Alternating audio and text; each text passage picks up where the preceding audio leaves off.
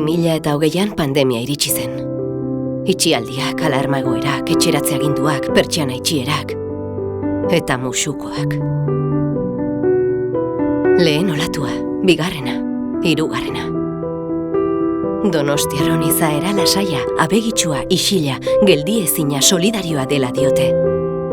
Baina guri ere egoera hau luze egiten ari zaigu. Abentura zaleak gara, ondo pasatzea gustatzen zaigu, baita jatea ere. Oso donostiarrak gara. Hiri honekiko benetako pasioa eta harrotasuna sentitzen ditugu.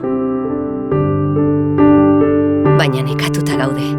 Etxetik atera, bidaiatu, partekatu, beste pertsona eta kultura batzuk ezagutu ezin izatea. Zure falta nabari dugu. Zure falta nabari dugu lagun katalan hori, eta zure ere bai lagun madrildar horri.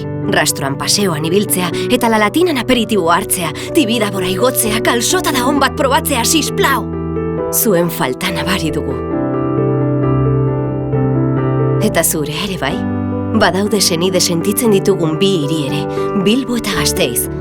Eta nola ez, gora San Fermin!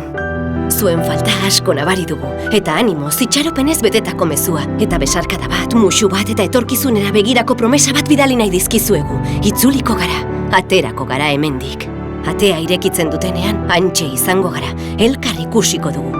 Eta noski, gure etxea zuena ere bada, beso zabalik egongo gara zuen zain.